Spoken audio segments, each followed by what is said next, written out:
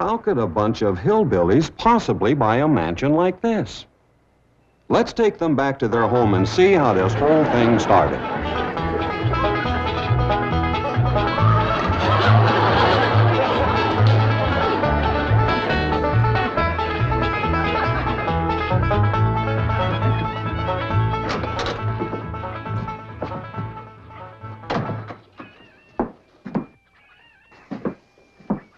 Jed, you gotta do something about that young'un of yourn.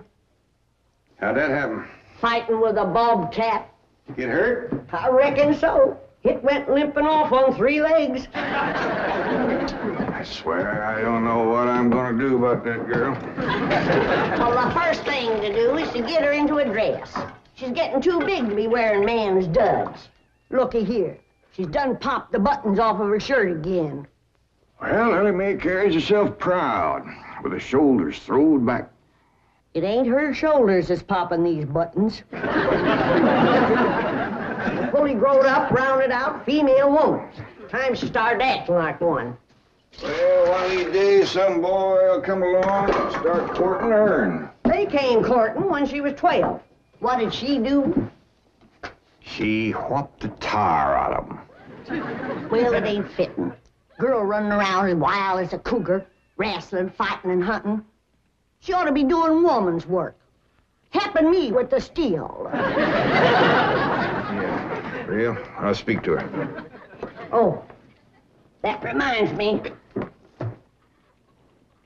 Better go down and stomp out the fire under that mesh.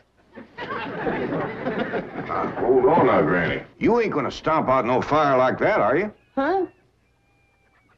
Oh, of course not. Don't want to burn my shoes. Pa? Granny!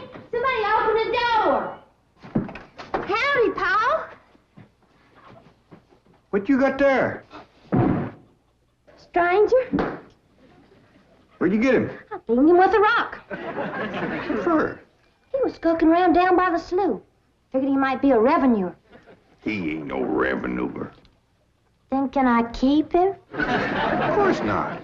Well, I caught him. Don't matter. Well, he won't be no trouble. I could keep him out in the smokehouse. Ellie Mae, you can't keep people like they were dogs and cats. Ooh, ooh, ooh, ow, ooh, that hurts.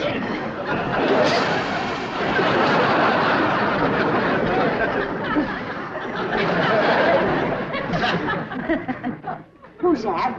Some feller Ellie found nosing around. Beaned him with a rock so it'd be easier to tote. Here, fellas from the petroleum company. What's a petroleum? I don't know. He asked me if he could do some wildcatting down by the slough. I said, help yourself. We're glad to get rid of the critters. What'd he say? Just kind of laughed. But the laugh's on him. There ain't no wildcats down there at that slough. No, it's too full of oil. Oh, what happened? Where am I? Sure, it's the Clampett place. I'm Jed Clampett, my young and Ellie Mae, and Granny. Granny says you've been doing some wildcatting. There's no need to. Mr. Clampett, that swamp of yours is full of oil. I could have told you that. Well, my company would like to pump it out. Yeah, I like that too, but I just can't afford to have it done. No, you don't understand. You see, you wouldn't have to pay for it.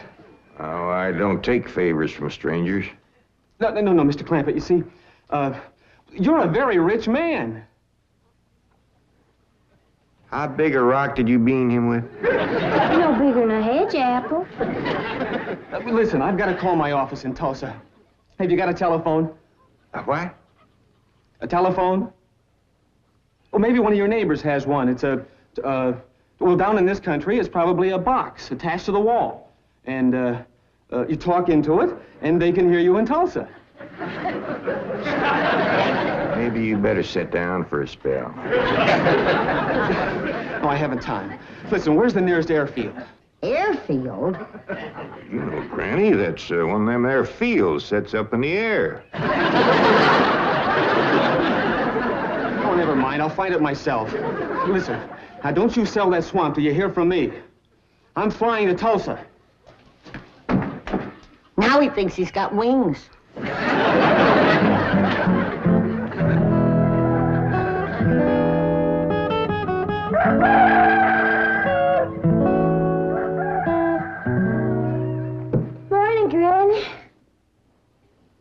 Watch them buttons, child.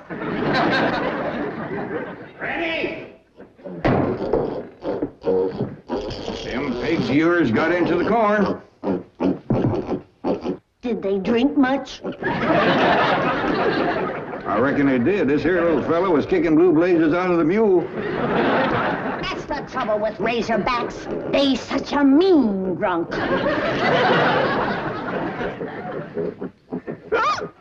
Yeah, this wouldn't happen if you'd stay in the house where you belong.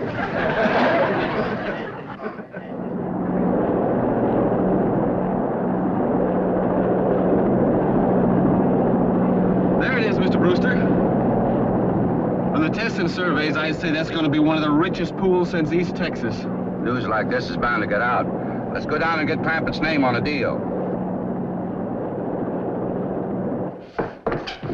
Where's the gun? Where's the gun? Oh, there.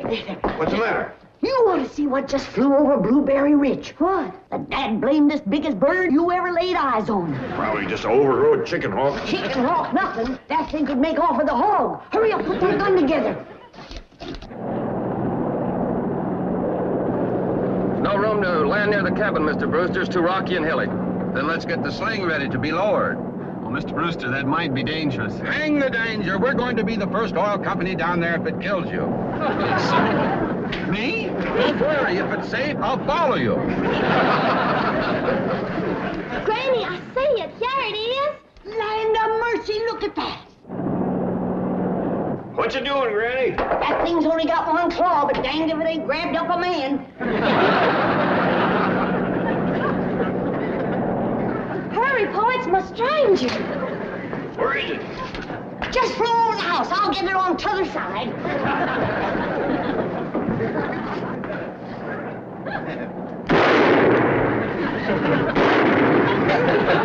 You kill it, Granny? No, but I made it drop that stranger.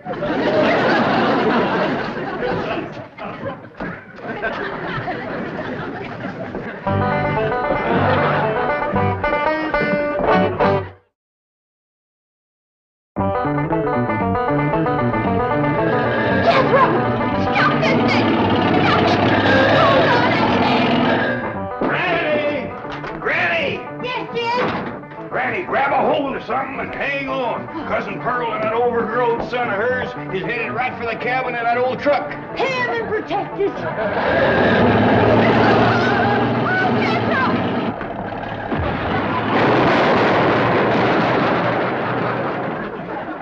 Did they hit us, Jed? No, but I think they sure want the chicken house. Oh, Jed, I'm sure sorry about the chicken house, but nobody got hurt. Jethro, I told you to get rid of them worn-out brakes. I did, Ma. That's how come we ain't got none. Get on out and lift the chicken house back on its foundation. Jed? Yeah. Jed, Ellie Mae came running over to my place, and she said you sold the swamp to some oil company. Well, yeah, I guess I did. What did they pay you for it? Well, he ain't paid me nothing yet. The Brewster fella said he'd bring the money later. How much they going to pay you? Well, he said I'd depend some on how much oil they could pump out. Well, he must have mentioned some figure. What was it? Now, Pearl, you know that old swamp weren't worth shucks. Jed Clampett, you got slickered and you're ashamed to admit it. That's just what I told you. Granny, how much they gonna pay him? All right, I'll tell you. He said around somewhere between 25 and 100. 25 and 100?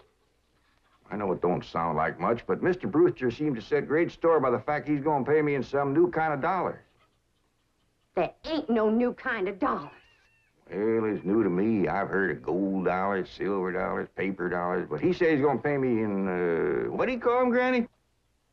$1 million. Yeah, that's it. $1 million? Well, he wrote the whole thing out on this piece of paper. Here, you can see for yourself. I don't know nothing about that kind of stuff. Let's see here now. Thanks in heaven.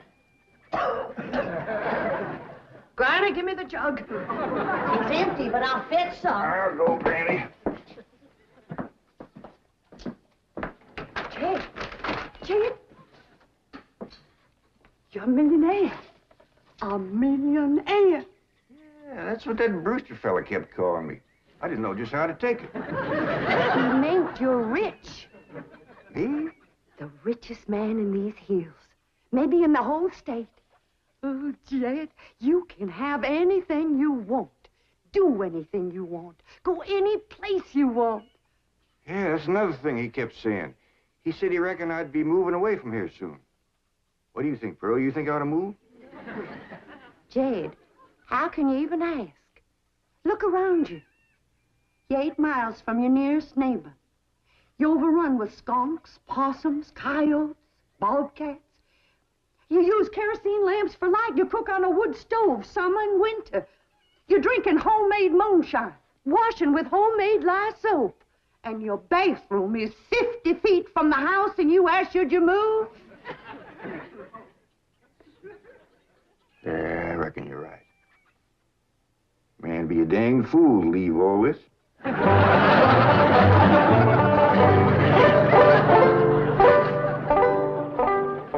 Oh, there you are, Jed. You misunderstood me. I meant you should move away. And you know where I'd go if I was you? Where? California. California? Yes, sir. Beverly Hills, California. Jed, remember the time that your pa took us to Eureka Springs to see the movie picture? Yeah. Well, the actors that make them movie pictures live in Beverly Hills. Go on. Yes, sir. Well, doggy. Wouldn't that be something? Living in the same neck of the woods with old Tom Mix. It sure would. And we could come visit you.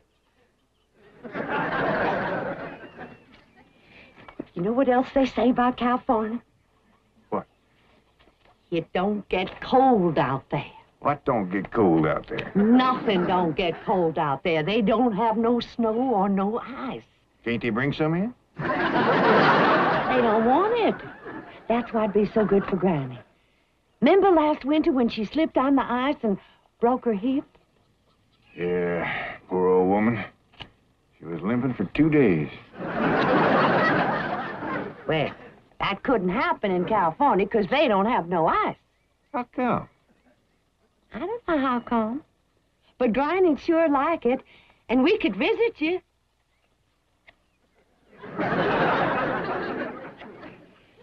You know what else they say about California? Maybe Jethro'd know how come there's no ice. He's going to school.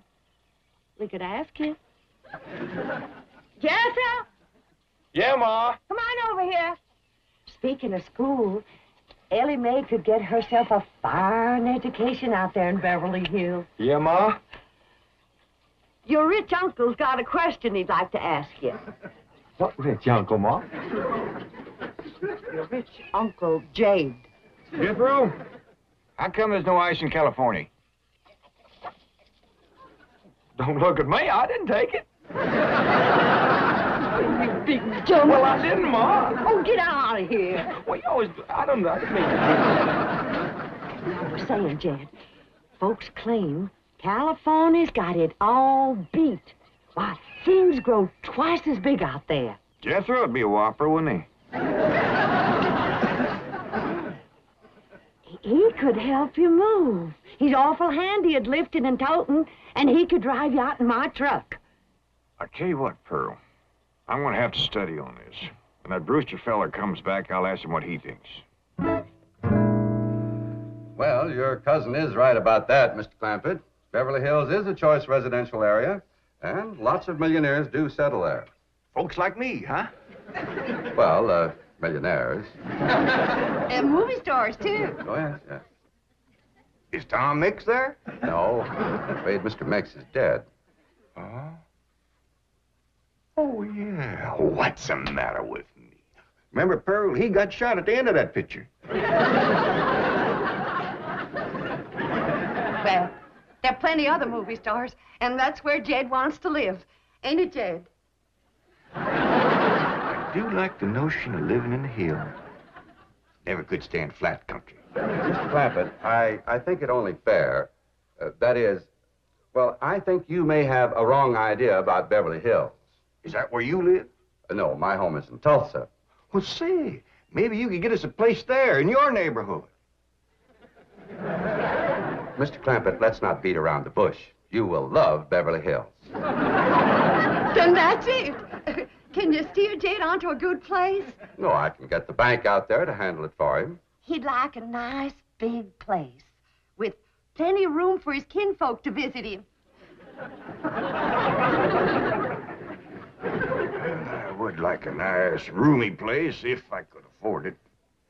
Oh, Mr. Clampett, with your money, you can afford the Taj Mahal. Okay, I'll take it. Well, no, you see, I was just making a little joke. Oh, well, go right ahead. Well, you see, the Taj Mahal is in India.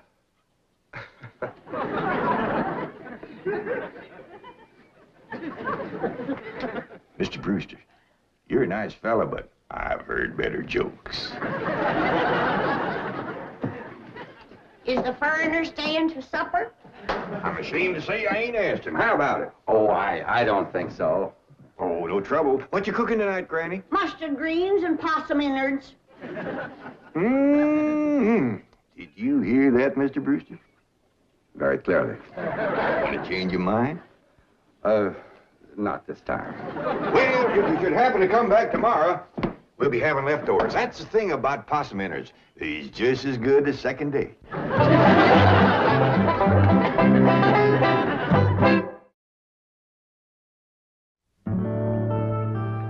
Ellie, if old Duke sits there with you, there ain't gonna be room for Granny.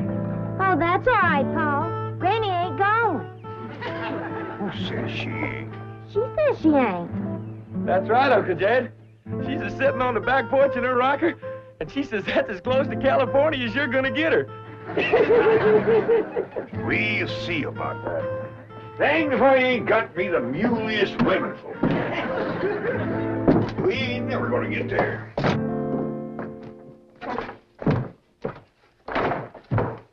Now, what's all this nonsense about you ain't going to California? Ain't no nonsense to it. If the good Lord had wanted me in California, he'd have put me in California. Maybe he's just getting around to it. The book says he moves in mysterious ways. Well, if he moves me, I'll go. But you and Big Jethro ain't a budging me. Granny, this here Beverly Hills sounds like the kind of place you'd like. That Brewster fella says they got smogs out there. What's a smog? Well, me and Jethro figured out that's a small hog. And you heard what Pearl said. It ain't got no snow out there. You could run your still the year round. Run it the year round here. Yeah, but walking down through the snow to the still always makes you feel so miserable.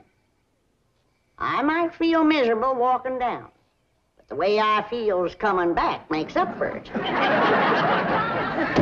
damn it, Granny. We've been planning and talking about this trip for days. You never said you wouldn't go. Never said I wouldn't either. But that Brewster feller has bought us a house in them Beverly Hills. He sent our $25 million to the bank out there. Well, you just chase on out after it. I'm staying right here. And I ain't afeared neither.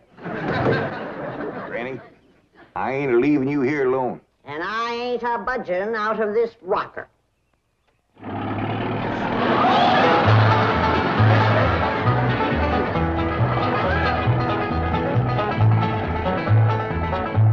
Jethro, what does that sign say? It says Beverly Hills. You hear that, Granny? We're there. They call them hills? Why, we got moles that can push up higher ridges than that. Well, leastways, these hills. We'll be among our kind of folks.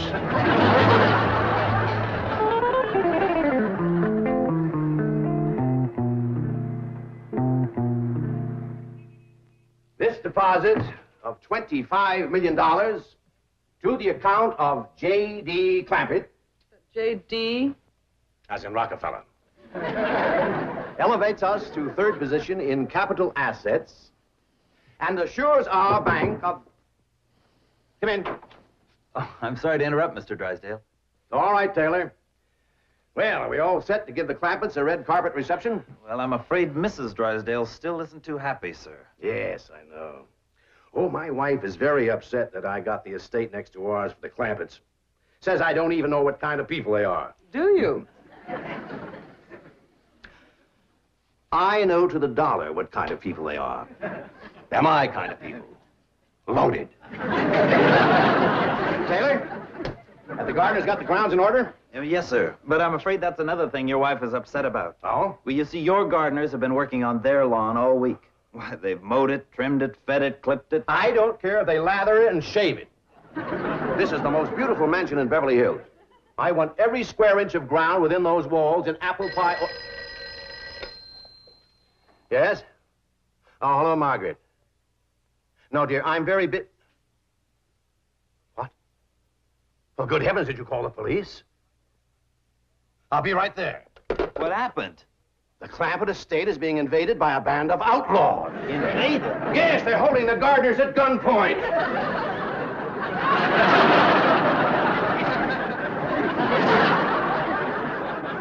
Sure is lucky we come along we did.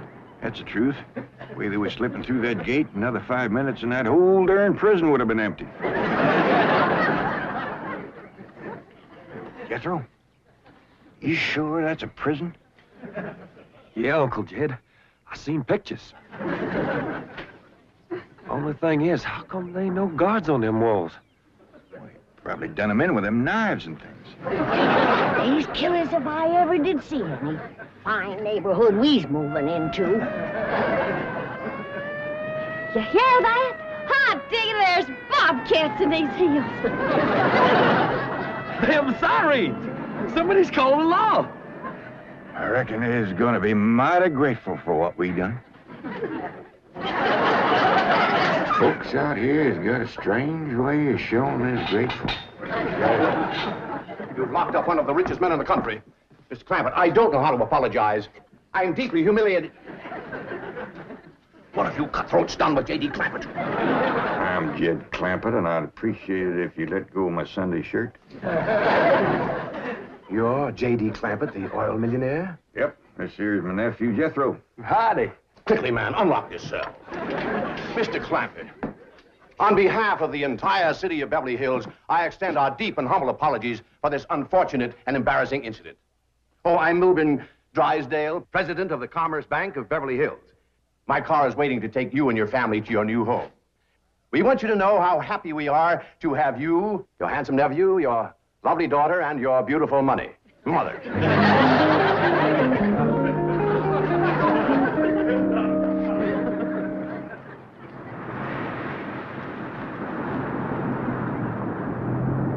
Wait a minute! Stop this car! Mr. Drysdale, you tricked us. You just took us out of jail so you could bring us back up here to prison. Head for the hills, everybody!